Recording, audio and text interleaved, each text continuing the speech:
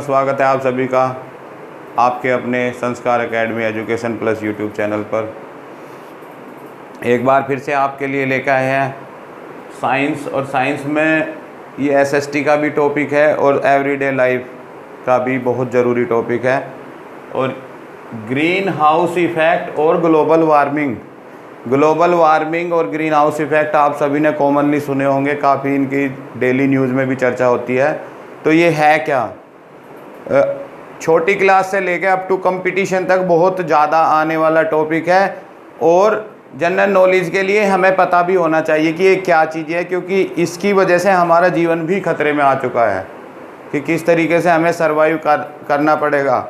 इसके लिए दो चीज़ थी, ये होना भी ज़रूरी था और इसका ज़्यादा होना भी खतरनाक है।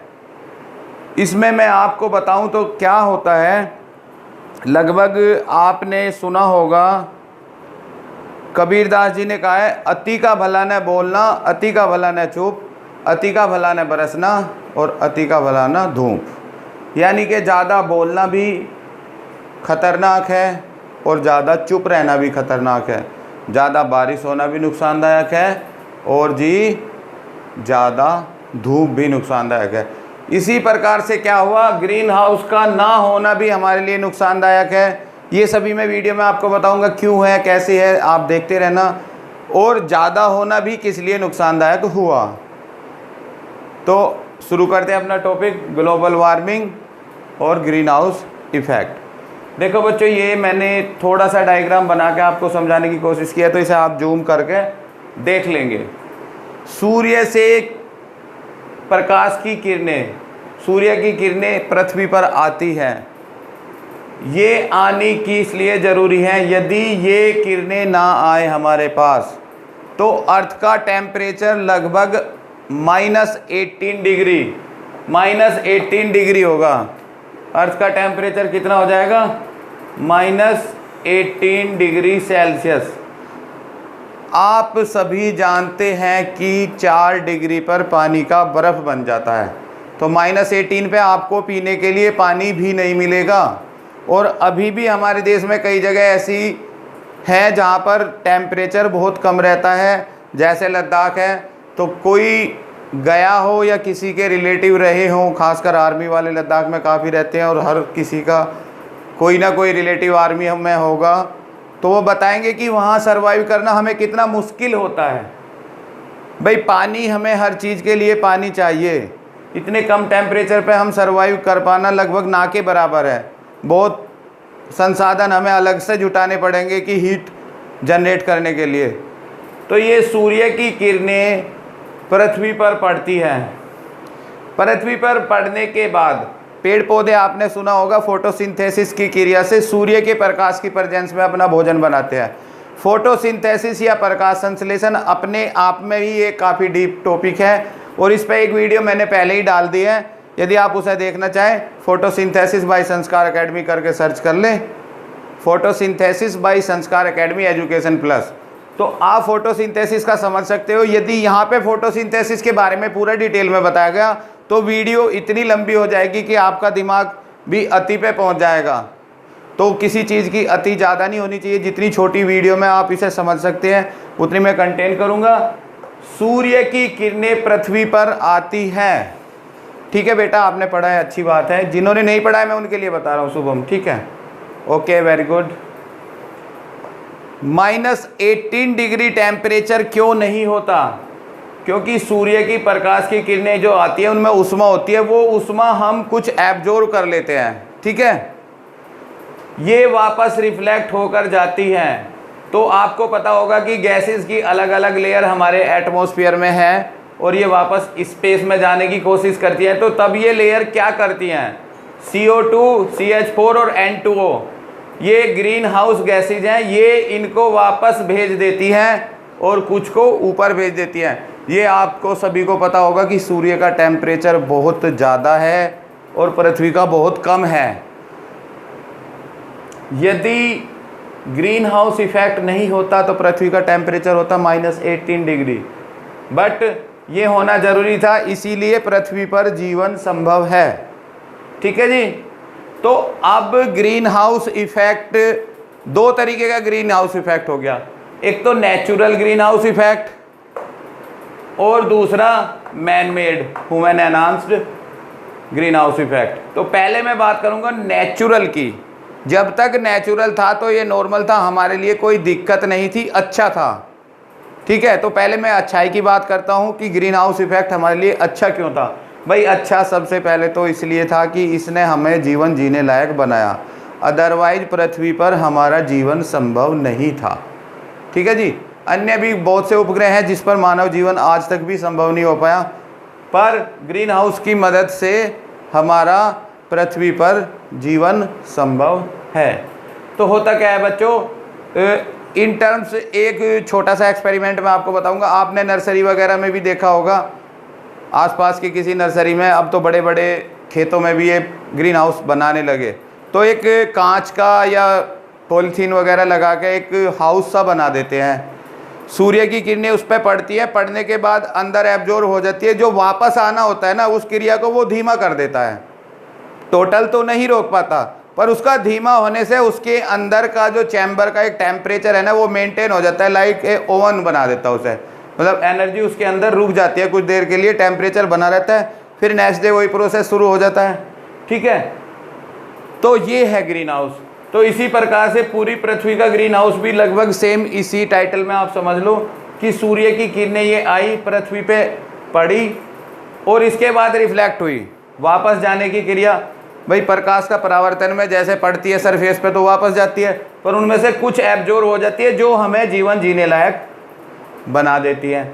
वापस जाने में भी क्या है, ये ग्रीन हाउस की जो गैसेज है इन्हें कुछ को फिर रिफ्लेक्ट कर देती है हमारी ओर, ठीक है जी। तो देखो यहाँ पे मैंने दिखाया इसी तरीके से कि चार किरणें तो चली गई पर एक वापस आ गई, ठीक है। तो ये वापस आई हमारे फायदे की रही, क्योंकि इसने इस एटमॉस्फेयर को एक टेम्परेचर दे दिया, पूरे वातावरण को एक टेम्परेचर दे दिया, ठीक है, और बाकी सब स्पेस में वापस चली गई। तो ये नेचुरल में था। अब मैन मेड में क्या हुआ, मैन मेड में भैया जी ये है मैन मेड, इसमें ये स्पेस है, इसमें ये स्पेस है, सूर्य की किरणें सेम उसी प्रोसेस में आई, वापस जाने के लिए गई। यहाँ पे आप देख रहे हो ग्रीन हाउस का लगभग इतना पोर्शन मैंने दिखाया है और ये पोर्शन इसके जस्ट 4 गुना हो गया। यहाँ पे ग्रीन हाउस गैसेज कितनी होगी, लगभग 4 गुना बढ़ गई। तो ग्रीन हाउस चैम्बर ज़्यादा बड़ा होने से जो ये किरणें वापस जानी थी, जैसे इसमें 4 किरणें वापस गई पर इसमें एक ही किरण वापस पहुँच पाई, मतलब सब की सब डाइवर्ट होगी, इसमें एक किरण डाइवर्ट होगी, इसमें उल्टी मैंने 2 दिखाई हैं। तो इस फिगर को भी आप आराम से देख लोगे तो समझ में आ जाएगा। तो जितनी ज़्यादा किरणें वापस आएंगी पृथ्वी पर टेम्परेचर उतना ज़्यादा बढ़ेगा।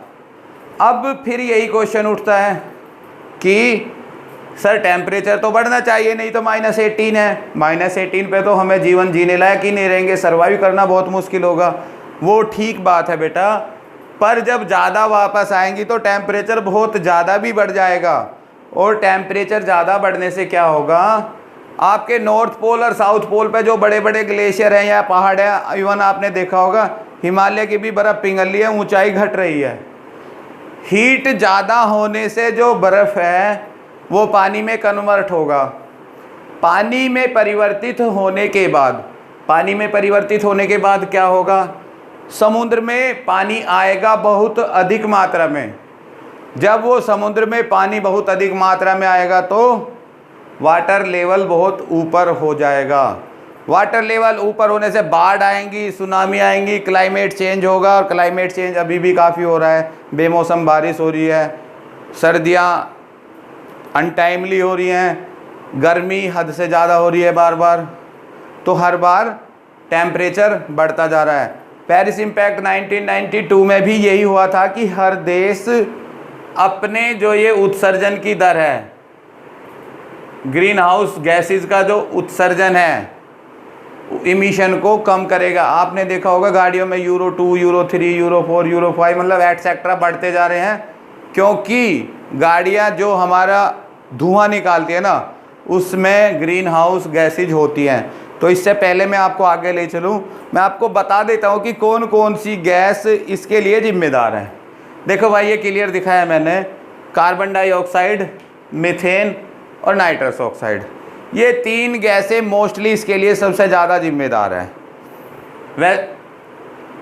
अब मीथेन जो ये गैस है, मीथेन ये ईंधन के जलने से आती है। चाहे वो कोई भी फॉसिल फ्यूल हो, आप लकड़ी जलाएं, गोबर के उपले जलाएं, या कोई पेट्रोलियम, डीजल ईंधन या गैस, जो भी चीज़ हम जलाते हैं उसमें से मीथेन बर्न होती है। और कौन कौन सी गैस लगभग कितना जिम्मेदार है ये भी आपको डिटेल में बता देता हूँ, क्योंकि कई बार ये भी पूछ लिया जाता है। वाटर वेपर इसके लिए सबसे ज़्यादा जिम्मेदार है, 36 to 70%। ठीक है जी। कार्बन डाइऑक्साइड है 9 to 26%, 2 नंबर पे मैंने ये दिखाया, इसको इससे मैच कर लो। 3 नंबर है मीथेन गैस, CH4 कहते हैं इसे, मीथेन गैस ये है 4 to 9%। और 4 नंबर पे ओजोन गैस। भाई ओजोन गैस वायुमंडल में होना बहुत ज़रूरी भी है। ओजोन हालांकि ग्रीन हाउस के लिए है, और ग्रीन हाउस देखो ये मैंने पहले ही बता दिया नुकसानदायक कब हुआ, जब इसका चैम्बर बढ़ गया। पहले इतना चैम्बर था, ये हमारे लिए नेसेसरी था, ये हमारे जीवन जीने के लिए ज़रूरी था, पर देखो अति का भला, तो अब ये हो गया अति, बहुत ज़्यादा हो गया, और जो रिफ्लेक्टेड रेज हैं उनको जाने से पूरा पूरा रोक रहा है, जैसे कंबल की तरह हो गया ये। तो अंदर का टेम्परेचर, पृथ्वी का टेम्परेचर ये बढ़ाता जा रहा है। जब ये कंबल था हल्का तो हमारे अच्छा लग रहा था, अब ये हो गया काफ़ी मोटा, थिन, तो इसने अंदर बहुत ज़्यादा टेम्परेचर कर दिया। और आपको पता है कि जब टेम्परेचर ज़्यादा होता है तो आप हाथ पैर मारते हो। अब धीरे धीरे हो रहा क्या है कि ये टेम्परेचर बढ़ता जा रहा है, इसीलिए सरकार गाड़ियों को चेंज करा रही है, बार बार सोलर पे जोर दे रही है, या वाटर से बनने वाले इन साधनों पे, मतलब जो इसके पॉसिबल सब्स्टिट्यूट हो सकते हैं उन पर ज़्यादा ध्यान दिया जा रहा है। और इसका सबसे बड़ा कारण है ये 5वें नंबर का, अभी बहुत ही कम उसमें है, CFC, क्लोरोफ्लोरोकार्बन। क्लोरोफ्लोरोकार्बन भाई साहब ये सबसे ज़्यादा खतरनाक हैं। और आप कहोगे ये है कहाँ पे? ये भाई साहब हम जो रेफ्रिजरेटर चलाते हैं या AC चलाते हैं, मतलब जितने भी शीतलक यंत्र हैं जो ठंडा करते हैं, या आग बुझाने वाले में भी ये यूज होती है माइनर, पर ये रेफ्रिजरेटर और हमारे AC में बहुत ज़्यादा यूज होती है। ठीक है। क्लोरोफ्लोरोकार्बन चलो जी ठीक है, ग्रीन हाउस को तो बढ़ा ही रही है, ठीक है, पर इसका यहाँ पे कोई इतना बड़ा योगदान नहीं माना जाता। पर इसका सबसे बड़ा नुकसान क्या है? हमारे एटमॉस्फेयर में ओजोन लेयर है। ओजोन लेयर क्या करती है? हमारे सोलर के पास में अल्ट्रावायलेट किरणें भी हैं। अल्ट्रावायलेट किरणें हमारे लिए बहुत ज़्यादा खतरनाक है, इवन अप टू कैंसर तक, या और भयानक बीमारी। यदि अल्ट्रावायलेट किरणें हमारे शरीर पे सीधी पड़े, पृथ्वी पे सीधी आए, तो बहुत ही घातक बीमारियों का सामना हमें करना पड़ेगा। तो जी ये क्लोरोफ्लोरोकार्बन उस ओजोन लेयर को डिके कर देते हैं, उसमें छेद कर देते हैं, और कई जगह छेद हो गए हैं और छेद बढ़ते जा रहे हैं। तो इसीलिए क्लोरोफ्लोरोकार्बन सबसे ज़्यादा खतरनाक है ग्रीन हाउस इफेक्ट के लिए। यदि ये छेद बढ़ते गए तो पृथ्वी पर ज़्यादा से ज़्यादा अल्ट्रावायलेट किरणें पृथ्वी पर आएंगी, और टेम्परेचर तो बढ़ेगा ही, साथ ही साथ भयानक बीमारियां भी बढ़ेंगी। ठीक है जी। तो अल्ट्रावायलेट किरणों को रोकने के लिए ओजोन लेयर का होना बहुत ज़रूरी है। ओजोन लेयर को जो नुकसान पहुंच रहे हैं वो है CFC, क्लोरोफ्लोरोकार्बन, और बाकी ये सभी गैसें मैंने आपको बता दी। दोबारा से एक बार थोड़ा थोड़ा बता देता हूँ। भाई नेचुरल था जब ग्रीन हाउस चैम्बर छोटा था, और ये हमारे लिए ज़रूरी भी था। ठीक है बच्चों, ये ज़रूरी था क्योंकि अर्थ का टेम्परेचर कितना पॉसिबल था? -18 के करीब था, किंतु इसकी वजह से क्या हुआ कि हमें जीवन जीने लायक टेम्परेचर मिल गया।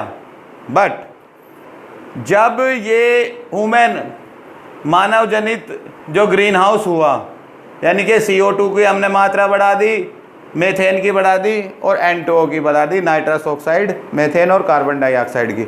इन गैसों के बढ़ने से जो ये हमारा भट्टी है ना, भट्टी टाइप टेम्परेचर बना हुआ था, तो ये बहुत ज़्यादा मोटा हो गया, और ये जो किरणें वापस जाने की प्रक्रिया है, इन्होंने इसको रोक दिया।